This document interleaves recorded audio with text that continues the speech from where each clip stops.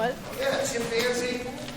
Okay, it's kind of like, anybody see there's some other Disney things about like cats of Africa, the oceans, right? And then the one called Planet Earth about the whale, the baby elephant, and then the polar bears. Man, dad polar bears will eat the babies if they're hungry, right? Anybody see that one? Planet Earth, polar bears. Did you? Yeah, like the dad polar bear, because the ice is melting, it's harder to go from flow to flow. And he tried to take out this walrus, or he was going to starve to death, and he just couldn't do it, man. But you know, invariably, nature films have what in them? Death. Some people saw March of the Penguins? And, you know, when he's like, why is that big bird pecking at that baby, Daddy? The circle of life, right? But we're watching Chimpanzee, and what I notice is that I'm watching it, and I'm noticing how sound is being used. Sound. Please put that on your paper. We're going to talk about sound for a second.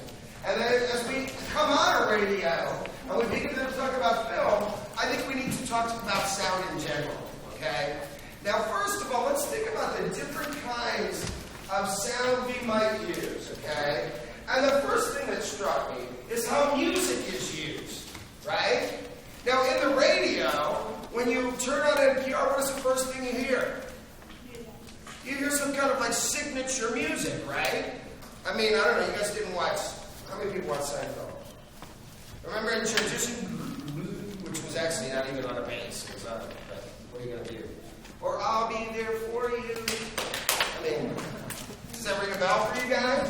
So oftentimes, sound is a signature for something. Yes, no, maybe, I don't know. Can you repeat the question? You're not the boss of me now? Anybody know what that's from? No. Knock 'em in the middle. It's like signature. And I think they might be Giants or something. So it was a song before that. But, I watched Napoleon Dynamite. There was a song, I have a feeling you and me might be friends last night. I was like, yeah. Feel good. What does music do when it's at the beginning of a televisual presentation? Yes? Gets you into the mood. Gets mood. It sets the mood. So put down that music sets the mood. Okay? And it is like at NPR, they have some music that's a signature music. I noticed at the top of the hour, I watch NPR. Does anybody listen to NPR a lot? No. Oh, you do. Okay, for you. Somebody does. And there's some, like, jingle at the top of it, isn't there? Yeah, okay, good. And, well, how about this? How many people, okay, we know how many people watch NPR. How many people watch The Daily Show sometimes? How do I make an A minor? Dad will just write it in, flat the second one. And it sounds more ominous or scary, okay? And it sets a mood. It's like, I mean, think about Star Wars, you know. Major scale, and then minor scale for the bad guys are coming. You see what I'm saying?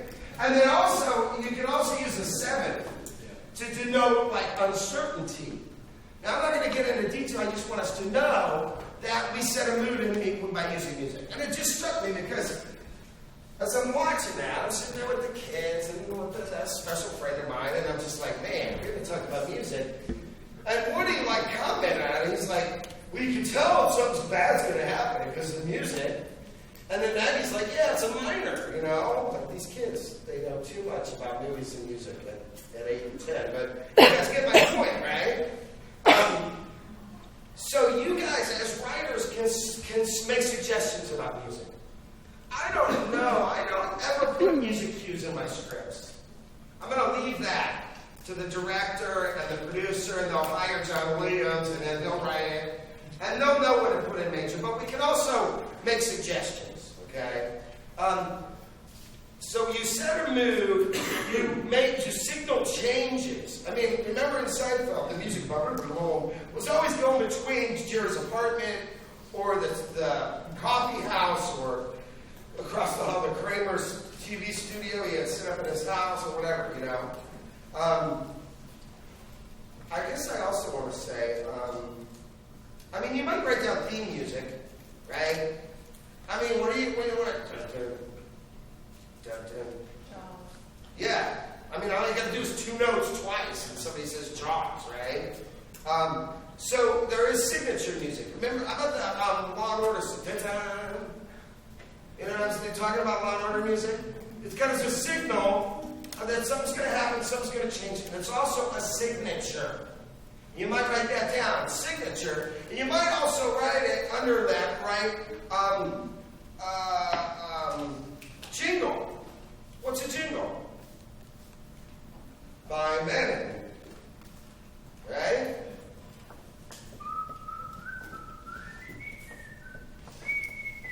Anybody know that? Yeah, Old Spice. Now it's ladies. Look at your man. Now look at me. Look at your man. I'm backwards on the horse. Look at your man. Now look at me. You know what I mean? I don't even know if they still use that jingle, but jingles are music that we associate. I'm loving it. Is that the McDonald's one? Something like that? Hot Pockets. That's even a crappy jingle. Like, you came up with that, right? I mean, who's the guy that does the jokes about Hot Pockets? Yeah. Either icy hot or icy cold or lava burn your face off hot. Hot Pockets. Who invented that? I mean, let's take a Pop-Tart and put meat in it. Yeah. Hot Pockets. Somebody's making $1 million off that jingle. And it's crap. I mean, really. Hot Pockets. You can think of that, could you? Yeah, okay. It sounds like, I invented it. Costanza, right? Remember? Costanza, right? If you keep showing up and he leaves the fur hat there. Anyways. So music. Do you guys see how important music is? I will leave it at that. I mean, anybody see anything? You guys haven't seen anything? You say anything. No, I'm talking about the movie where John Cusack's got it's in your eyes, the light, the heat. No. Well, I'm sorry, you're wrong about that. No, there's no accounting for taste. He and his sister just don't do it. Okay, I understand that. That's cool. I respect your dislike of John. I mean, I bet you met some people I don't like. There's no accounting for taste. I mean, on either end. Yeah, he's getting married in history. I mean, he's good. In People versus Lady, wow, man, he was awesome as a lawyer. He was having a side conversation. What else would you guys say about? I mean, come on, themes. What is the theme from Indiana Jones? I read it off of my taxes, so I better not. But you guys, anybody ever go to Universal Theme Park? Yes. Yeah. It's like the non-stop John Williams. Like behind every bush, there's a speaker playing John Williams music. It's either Jurassic Park or Indiana Jones or Star Wars it's like, anybody know the theme to Indiana Jones off the top of your head? Yeah. All right, you did that. You did it. Yeah, of course, he's the musician. Everybody playing somewhere soon? All right, he's busking on the quad tomorrow. I did. Okay, so do we understand how important music is to set a mood for signature, etc.? Right? And you can suggest something. I mean, if I was going to have a resort in Jamaica, man, I'd certainly put in my script, use something like Bob Marley reggae music. You know what I mean? So you can make suggestions. Second thing I want to talk about is I want to talk about sound effects for a minute. Okay? So this is a whole another area. Music and then sound effects. All right? There's two kinds of sound effects. First, there's nat sound. Nat sound. And this is important. Your radio stories went well, didn't they? They did. You guys are learning, aren't you? Man, I usually see, and I can sense, that here he is, man. Is there a turn, a 96 out of 100? You see what I'm saying? I don't want to, embarrass Miss Mulvey, but this is great, right? So anyways, what are you going to do? Is she here? Is Olivia here? Raise your hand if you are. You're not. She's not here. I just said she got a 96. What? All right, well, if you're afraid, email it. The great news, man. This is good. You guys are turning the corner. You're turning the corner. You're revising. Remember the first time I said that? You said he's full of shit. I'm such a good writer. I went revise. And then said first and something, you went, oh.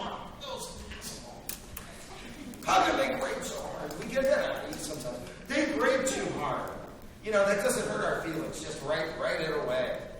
Because why do we? What's that? Make you a better writer. To help you be a better writer. We're far less, I'm not going to use another cuss word, but we're far less demanding than your boss is going to be. You guys get it? You see what I'm saying? So it will prepare you.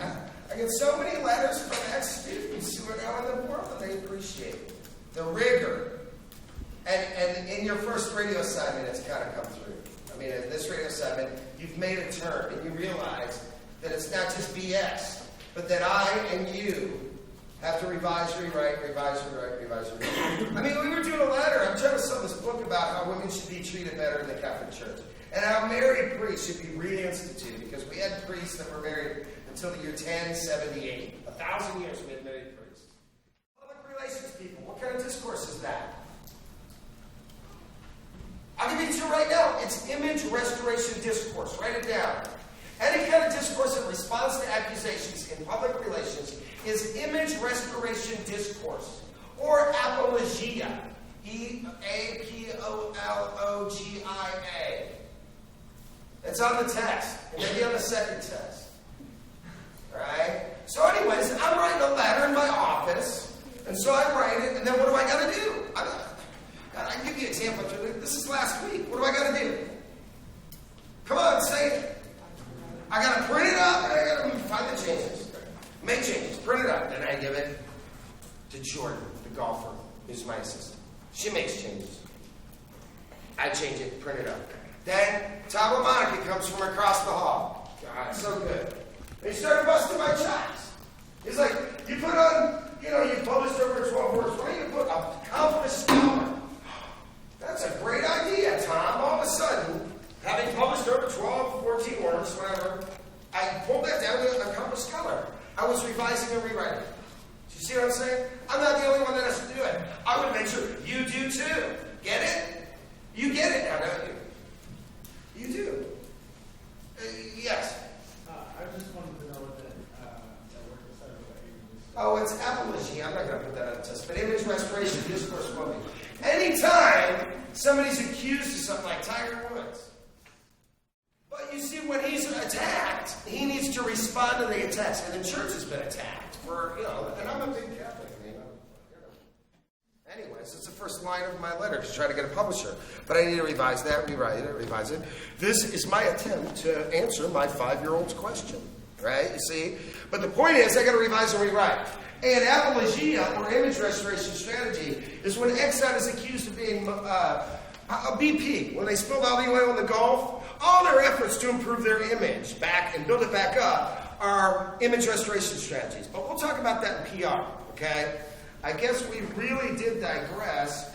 What was the point? It had to do something with special effects. You guys are doing great on radio. You've turned a corner, and I appreciate that. But what's important about nat sound, that's what we're talking about, is that if you're following a story about a battlefield situation, what's good nat sound to have? Yeah, how about it? What does that do in the mind of the listener to have those special effects? Put somebody in the scene, man. There's nothing like bombs going off in the background to put somebody in the scene, right? So you want that sound in a radio story to make it more authentic and to pull your listener into it. Get it? Charlie Schlenker won an Edward R. Murrow story several years ago for at a grocery store. They were striking for better working conditions. And he had sound of them chanting in the strike. And he used that as a bed for his story. Why would he do that? Why? Somebody knows. You do, Jeff. What? I mean, you do know. I'm sure you know this. There's 100 students and I 20. What? So they can be there with him? Yeah, so we can be there with him. It makes us not only we're a witness when we're hearing that sound from a scene, right? And let me tell you, I mean, I'm watching this chimpanzee movie. Well, first, there's nothing like screaming chimpanzees to really put me in the location, right? But then the alternate tribe herds little Oscar. Who saw this movie? Well, Woody was crying at this point in the film, man. When he had that breakdown, because the rival chimpanzee that wanted the nut grove had gotten his mom and like broke her leg, but she got away with a little Oscar. But then night came, and all they needed was Tim Allen to say, "Leopards have gotten chimpanzees from Freddie's tribe before." And then the sun comes up and little Oscar's alone. He's like an orphan, man. And Woody's like, "No, man. Mom died, I know it." But you guys get my point. Because all you needed was the sound of the leopard. And it killed Woody, man. He knew. It was a signal, wasn't it? That this was a thing. And it was that sound. I mean, they got some leopard somewhere. And they only showed, like, leopard skin. They never showed the whole leopard. But, man, it's really good. I mean, I hate to say it because Freddie he's like a little chimp, cute, big ears. Oh, man. But his mom died. Nobody would take care of her. So guess what the music was as he's trying to find a mom and find enough to eat to stay alive. Minor, definitely. Minor sevens, man. Dismal with uncertainty. Now, of course, as I'm watching this Disney thing about chimpanzees, I've got to be betting for Woody's sake that we're going to get some major scale music by the end of it, right? Because it looked bleak, and I think the voiceover from Tim Allen, Tooltime Taylor, went, "It looked bleak for Oscar." You know what I mean? So it all worked together, okay? I mean, and they even had like the sound effects of whimpering Oscar to go along with Woody's whimpering, you know? So, you see, natural sound can be very good, right? Do you understand? We can also use artificial sound effects. So put artificial. Those are the two kinds of sound effects. Artificial, man. This is like pre-recorded door creaking. Engines in a... I mean, if you're in the studio and you're doing a commercial for the Treasurable, Friday, Fairgrounds, 7 p.m. You want like the sound of like monster trucks, right? Well, your station has artificially recorded monster truck sounds. You just bring it up. And usually what they do is they subscribe to some kind of like special effects service. Or you can go online for special effects, I'm sure at this point, right? So, sound effects is really what we should call them, all right? And then what do sound effects do? Special effects. They give the same as that sound. They set a mood, denote a change. I mean, you know, if you have an artificial, if an alarm clock, if there's crickets, and then an alarm clock rings, and then there's a rooster, what do you assume about the commercial you're listening to? What? It's morning. That's right. And I'll say this, too. You can have a sound effects montage. M-O-N-T-A-G-E. Is that it? Shit, I don't know if I pronounced it. I spelled it right. It's one of those French words. You never know about those French. Different word for everything. Montage. M-O-N-T-A-G. Montage. Okay, good.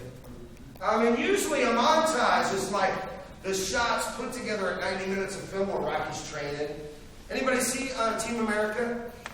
Yeah, they do. It's the montage. We put a bunch of shots ready for everybody getting ready to do whatever they need to do because it's a montage, right? And it's usually like a music video at 90 minutes too. A strange couple are both reflecting, looking at them, waiting, kind of crying as the sad music goes before they get back together, whatever. It's a 90-minute plot point. Oftentimes right around there's a montage, okay? But an audio montage, what is that? Help me out. Somebody, come on. Yes, ma'am. The clips mixed together to create a feeling. Very good. Clips mixed together to create a feeling. You're making a setting. Establish a setting. If you hear like college marching band, and you hear referees' whistles, and you hear make that punt, make that, where do you think you are? Football game, right? And so what you do is create the illusion of being at the football game by you can use artificial sound effects, right? And we did. Beat the Missouri State Fools, right? Anybody paying attention? No, you're lying! What are you left 3 minutes before the end? What?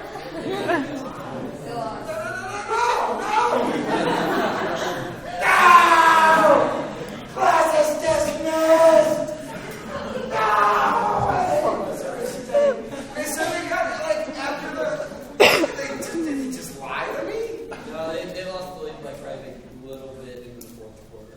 Okay, what is it? Huh? Oh yeah. And well, I thought there was a big interception on our part. Like, That how much was was no answer. That was it. Oh, man, don't tell Woody.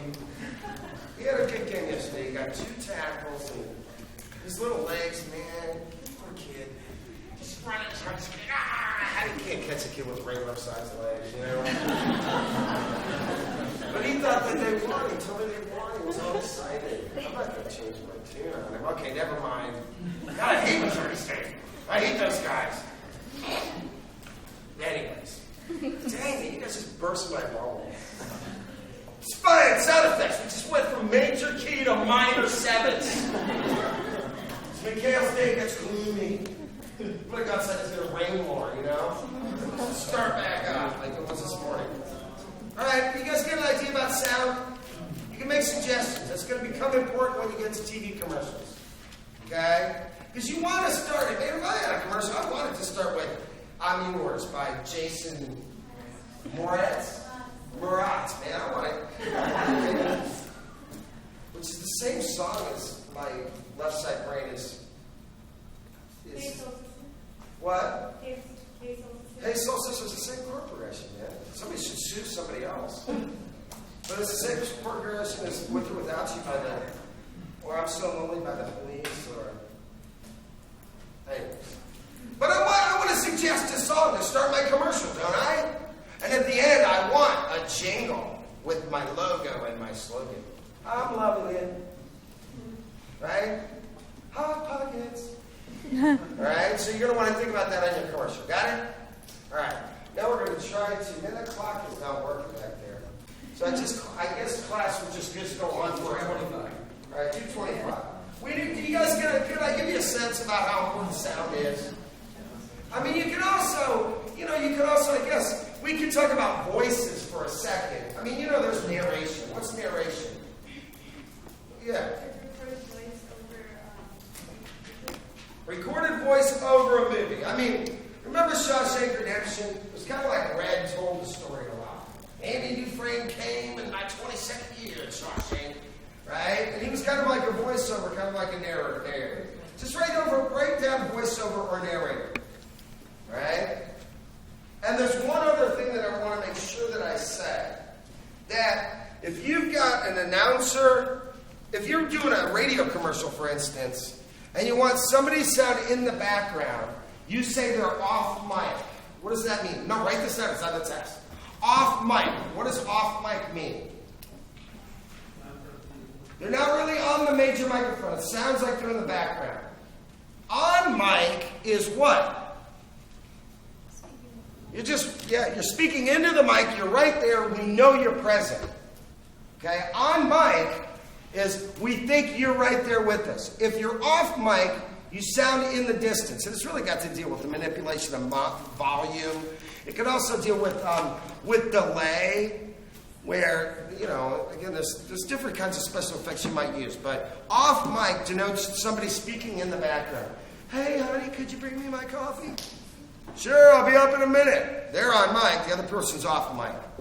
Okay? It's on the text. Do you understand? You won't get it wrong, right? Cool. All right. Is there anything else, John, I would say about sound? Very good. Very good. All right. Well, let's talk about telling a visual story. Because we are entering the new phase, aren't we? And at this point, it's all about... Go back to is there something before that? Just that? Okay, well, wait, hold it right there. Today. Can you go to today or not? There you go. Today we are going to talk about how to tell a story visually. Because that's what you're going to be doing with your news. Did you talk about news on Friday? Yeah. And you probably covered a little bit of this. But you need to tell us a visual story. And let me tell you, when it gets to TV shows, even when it gets to news, I should know what it's about without hearing a word. Because primarily, I'm telling a story with pictures. That's where we are now, right? We're told a story with words in a literal sense in print. We've told a story with words and sound in radio. And now what we're going to do is we're going to tell a story visually, and we're going to use sound to augment that. Okay? I mean, really,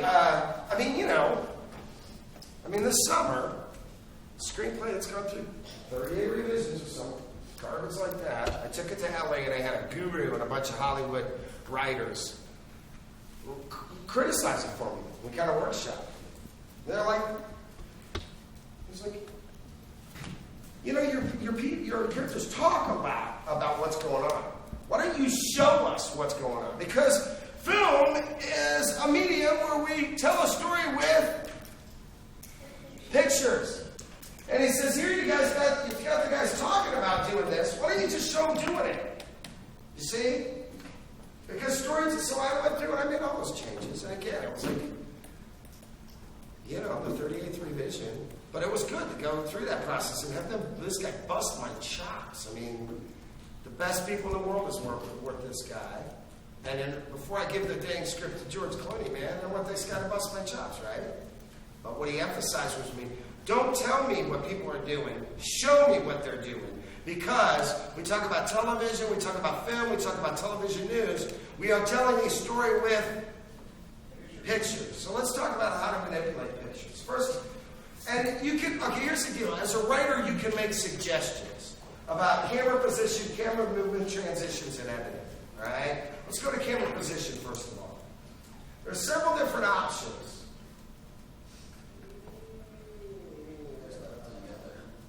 Just go all the way back. Go back. Keep going quick.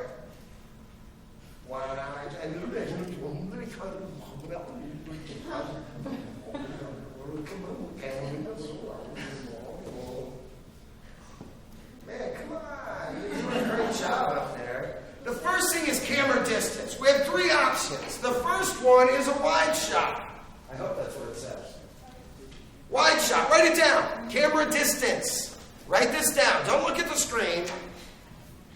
Must look at screen. Trained to watch TV. Okay, let's break that for a second. Camera distance. What do you think I'm talking about here? Obviously, it's in chapter 14 that I asked that you read. Some people took a look at it. We'll be in between commercials, the Jersey Shore Marathon this weekend. Yeah. Very good. How far the camera is from the subject. And what does that represent for us as we're sitting in the movie theater watching Paranormal 4? Anybody see it? How was it? It was a scariest one yet. Real? Because I kind of read some more dismal reviews. It's got terrible reviews. Yeah, but it was still good. Texas sucked. Sinister. Oh yeah, I had a friend that said in Texas, he was like, I'm watching Sinister. I wanted to go see, Which one's the Argo? Argo, but it was sold out, so I'm watching Sinister, and I feel like I'm going to shoot the people here. It's like, hey, chill out, man. You know what I mean? You could be in a rice paddy getting shot at, you know, if it was 1967. So just relax and enjoy Sinister. Don't kill anybody. Anyways, he's kind of on the edge. He's like my best buddy. He's 320 pounds and he's 6'8". If I was coming out, if I was Viking days, I'd have him on my boat. You know what I mean? Going into a French shore with him swinging a battle axe. Anyways, I digress. Sinister sucked. Okay, Argo was sold out. No, I just, I'm so scared. Argos is supposed to rock. I have like this has me changing your stereotypes pretty soon. He is, man. I thought he was smoking a bomb while Matt Damon round Goodwill Hunting, but I'm starting to have to change my mind. I mean, The Town and Gone Baby Gone and Argo. I mean, I'm reading about Argo all left and right. I'm ready to go. I'm down. It was good, wasn't it? Okay, Paranormal. I mean, the witches freaked me out in 3, okay? Witches. I met a few, and I'm just like, I respect you, and hope you have a good day, and keep up with the wicked stuff, and I'm out of here, you know? Witches scare the crap out of me. I don't know what it is. Anyways, you want to tell a visual story. So there's different options. Blair Witch Project could never decide whether it wanted a close-up or a wide shot, and thus it made some of us nauseous. Right? You know, me and Adam decided we're going to write a movie together next semester. It's going to be on found footage. It's about college guys who want to make a movie about robbing a bank. So they rob a bank to raise the money and to do research. And in the middle of it, it goes bad. And they're videotaping themselves the whole time. And at the very end, the cops find this footage that they shot the whole time in the car where all of them are found footage movies because they're so cheap to make. You know, you just use a home camera and you have Paranormal 1, which cost, what did he spend, like $18,000, and it made like, it made like 120 million. Anyways, but the Blair Witch was like, whoa. I don't know, you guys see who saw the Blair Witch? I was teaching at Stanford. I read a review of it that said this is a quasi-documentary. I went to it thinking it was a documentary. Did I tell you that already? It scared the shit out of me. Because what was worse is that, okay, I get out at midnight, 1 o'clock in the morning. And when I saw it, it wasn't in wide release. It was only like at 5 theaters in the United States. So they had the big banners with the symbol on the side. No previews, no nothing.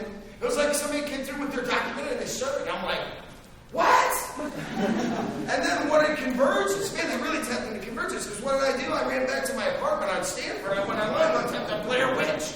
And it was like all these newspaper articles. It is a documentary. God, I didn't sleep that night. Luckily, I didn't have to teach till 1:30. So when the sun finally came up, I could sleep with it like a toothpick with my eye open, waiting for the Blair Witch to come.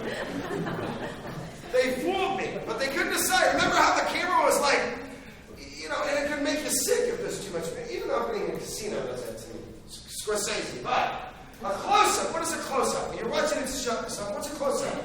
Just tell me. I mean, you can read it, I guess. What's a close-up? Somebody really close to somebody's face, or really close to this bottle, really close to their face. And what does it do? Obviously, it pulls us in emotionally. We gotta care. Something's up, Or it directs our attention. Like, dang, I never paid attention to this bottle. I watched a movie this morning called The Separation, made on Iran. Ebert called it the best movie of the year. Anybody see it? But this woman was reading this book, and there was a close-up on the book. And the book was so important. And I knew that. I'm like, they're showing it off close on that book. It must be important. Well, it turned out to be in the Quran. And she was making a decision about whether to lie or not. She was looking in the Quran to see what the rule was about misrepresenting. You see what I'm saying? So by using a close-up, what did the filmmaker do? Told me what was important. Now, or it can have a close-up can be very emotionally engaging. It's very intense oftentimes, right? Now, a medium shot is psychologically neutral. Usually it's from the waist up. Okay? Now, the one thing I want to say is that we're talking about camera distance, but what are we also talking about? When I say camera distance, what does that mean to us sitting in an audience? That's right, how close we are to the character or the item or what's important. Anybody, you guys see Napoleon Dynamite? The close-up of the casserole he has to feed the llama? They wanted to show how gross it was. The pan was this big, and the shot was exactly as big as the pan. But if it's a medium shot, it's psychologically neutral. Okay? It's somewhere in between a close-up and a wide shot. Yeah? It means it's not intense, and it's not disengaging. If I got a close-up on somebody, and now let's talk about the third option, which is a wide shot. What it does is psychologically removes me from the situation. The filmmaker is saying you don't really have to care anymore. Because we're going to credits, we're moving to the next scene. Okay? So a wide shot, if something happens in the middle of a wide shot, and that just means the camera is distant from the action, we are psychologically disengaged. Okay? Now what usually happens is, oftentimes a good storyteller will start with a wide shot. It's also called an establishing shot. Why? Yes? It establishes the location and maybe the feel of the movie. That's right. It establishes the location. I mean, if we're going to shoot in this room, imagine we're making a movie and we want to say that you're in this classroom. We want to use a wide shot first to give you the lay of the land. Do you understand that? Do you understand that? Now, to start engaging the audience and telling them what to pay attention to, what do we do? What could we do? How about move to a medium shot? Right? So we know that you're in the center, so we're getting the idea that we're supposed to be kind of looking to see what you're doing online. Here he comes. Right? And then so we to answer your question, you asked the question. You see, we're getting you psychologically involved with this person. And then when we go to a close-up, what we're doing is trying to get the audience to associate psychologically with this character. Does that make sense? As well as saying that she's important to our story. All right? So a wide shot gives information, and either, as you go from wide shot in, it pulls you in psychologically to a situation, suggesting that you should care about this. Or it disengages as we pull back wide and suggests that we can move on with our life and we don't have to pay attention to this anymore. Is that cool? You understand that? So those are three options: camera distance. Let's talk about camera angles. Oh no, let's go ahead and watch it. Let's go watch it if it's there. What the heck? Is it there? Oh, no. Remove it. Probably. Oh, sorry. All right. Camera angles, okay? Camera angles. What time do you have? 30 minutes. All right, I got 10 minutes. Is that right? All right, I'm using it. Camera angle. What this denotes is the angle from the camera in relation to the subject. A low angle tells you the camera is below the subject. Okay? The camera is below the subject. And the thing that the camera angle does is it gives the subject, the thing we're pointing the camera at, a certain amount of power. Okay? If the camera is below the subject, where are we as viewers? Below the subject. So what does that do to the subject? That empowers them. Let's look at this little example right there on low angle. Uh-oh. Yeah. What do you think? Are these guys powerless or powerful? What movie is this from? Glorious Bastards. What are they going to do right now? They're going to let the world know that the guy looking at is a freaking Nazi. So they're going to engrave a Nazi symbol, a swastika, on his forehead so the world never forgets. Not only that he was a Nazi, but also, what are these guys called? Oh, Inglourious Basterds, there you go. Is that Gollum?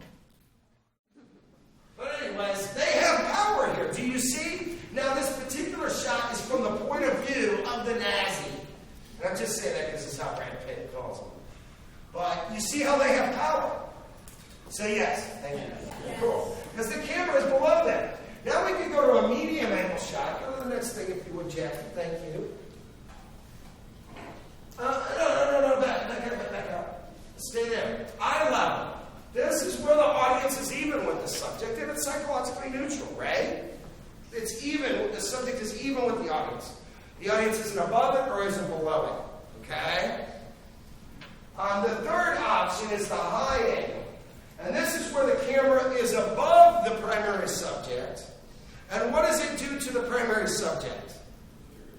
Yeah, it makes them feel weak. Let me assure you that Oscar, the 8-month-old chimp, when he was like, there was nobody there to pick his ticks anymore. When he's like, he's getting really skinny because his mom's not feeding him, Dad. They were using high angles. So the camera was where in relation to Oscar? Above him. And what did it do to Oscar? Made him more vulnerable. The leopard may not have just killed one chimpanzee, but two that day. Tim Allen. Now, Woody's going to, that's what I said. Woody's going to go to major scale music in a minute. Hold on. They're not going to let us down, Woody. I'll bet with the Walt Disney Corporation. I mean, wouldn't it suck if they're like, and the chimp died, the end? You know, they wouldn't do that to us, would they? So I got to trust the conventions of the genre. And let me tell you, it was really cool because the main leader is called Freddie, and he doesn't take care of babies. But nobody would adopt Oscar, and finally Freddie adopted Oscar. And it's amazing to see a little baby chimpanzee on the back of the alpha male. It just doesn't happen. But me and Woody really liked it, man. You know, I'll be your friend, Woody, if you be my Oscar. All right, there. Anyways, I think we ate some bananas and celebrated the relationship. But there were a lot of high angles on Oscar before that happened, right? And then when he was hanging out with Freddie, it got more eye level. Because he's hanging out with Freddie. Freddie's the bad. You know, he's a tough guy. So then the camera would be eye level with, even below Freddie, right? Because Freddie was the alpha male. He's the protector. He actually eventually beat up Scar so they wouldn't take over the nut groves. I'm sorry to spoil the chimpanzee for you. I'm sorry, imbibing lemonade and the such, right? So let's look at an example of above the subject. And this is from the same film. And this woman here was, she was a little girl when, what was he called? The Nazi wolf? What was he called? He won a Best Supporting Actor. He's the Nazi that would snip out Jewish people. It's like, anybody see Chitty Chitty Bang Bang? Yeah, man, wasn't that scary? The guy that could smell the kids? This guy was like, he was like that for Jewish people. What? The lollipop guy. I know, man, he was freaky. Of course I want some candy, but the cart turns into a case. No! He was freaky. Well, this guy was like hunter of Jews, like that guy in Chitty Chitty Bang Bang hunting kids. And he let her go when she was a little girl. But now, that audience down there is a bunch of Nazi high-ranking folks. And she's got a plan for them, ladies and gentlemen. She is going to get them into her movie theater, and she's going to lock the doors, and what's she going to do? Burn them to death. And these are Inglourious Bastards. I mean, I don't know what the fantasy is of Adolf Hitler just getting riddled with machine gun fire, but I loved it, man. It was, yeah! Like history, not. But, so anyways, what does she have over those people? That's right. And this is an over-the-shoulder shot, almost a point-of-view shot, where the camera is above those subjects, knowing that they're going to be powerless now, whether they know it or not. Does that make sense? You can suggest that as a writer. All right? You guys understand that psychological value of angles. All right? Let's talk about camera movement. All right. Camera movement. Don't overuse movement lest you make us vomit like in Blair Witch Project. My brother really had a hard time. Now, I remember when I first introduced him to the movie, he did have 3 or 4 lemonades before we started, so that did not help his nausea, okay? But the first thing is a zoom. A zoom is a special lens. What it does is it makes a subject appear to come to us. Come to us. And it's a special lens. And it... Did you guys see Kill Bill Volume 1? Anybody see that? The Fu Manchu mustache guy? They use zooms a lot. Zooms are very cheesy. You would, the one mustache. Right, it is because Tarantino is using those conventions of zooms in cheap kung fu movies to make his point, okay? But you want to avoid those. What they do is to bring the scene to the audience, okay?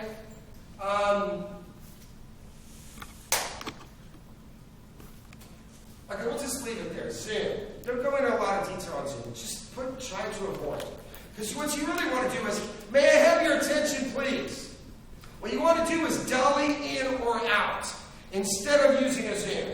With the zoom, the camera stays stationary and you use a lens modification. And it pulls the subject. But if I do a dolly in or a dolly out, what is moving? The camera and the audience are moving. And it's a subtle difference, but we psychologically notice it. A dolly in or dolly out. You go to the next slide for a second. Don't write it on this slide. Go to the next slide. Yeah. No, keep going. No, it's going to be dolly in or yeah, dolly. The entire camera is moved in or out. And this brings the audience in or out. And usually a dolly is on tracks. I mean, the kids and I were in that Mitsubishi commercial, the normal about the automatic car. And they were originally going to do a truck shot, which they had the camera on tracks. But what they did was decided to change it into a dolly in and out. They moved the tracks and they moved the camera in towards the car, or you can move it out. That's a dolly in or out. For you and me, we put the camera on a skateboard or in a wheelchair, okay? And then we can dolly around because we're cheap at STW, right? Who's working for STW? Nobody? You can make TV shows of this. Oh, okay, good. If you guys ever do dolly in or out, you can use a wheelchair, a skateboard, I don't know if you ever do it down in or out, but that's what you would use. All right, and this moves us psychologically closer to the action or not, okay? So those are two options, a dolly and a zoom. Do you guys comprehend that? Yes? Okay. Go back. Good. Pan. A pan is where you have the camera on a stationary axis and you move it from side to side. Okay? Stationary axis and you move it from side to side. And a tilt is just where you have it stationary and you move it up or down. Okay? For instance, if I had a close shot here, a medium shot, and I'd have these guys in the shot, I could pan to show you the entire ring. Good now. You understand that? The camera would stay on an axis, but it would move to the left or right. A tilt is a fixed axis and the camera moves up and down. Alright? So we're going to continue to talk about this on Wednesday, and then we're going to go to stripping. Is that correct? Okay, hold on, wait, settle down. Now you got to talk to somebody. Tonight will be your last opportunity to get extra credit through the presidential debate. So, Schrader 1:30, you can come, if you want pizza, come at 7. If you just want to watch the debates, 8 p.m. And then as your assignment after, you have to write a straight printer inverted pyramid story, either about the debate or about the event that was thrown for the debate. So who hosted it, what was done there, what happened after, etc.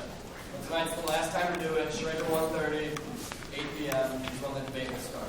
Hold on just a second if you want. The other thing is you're going to get a bunch of opportunity to get extra credit if you get it back in. And for every mistake you find in it, we're going to give you an extra credit point.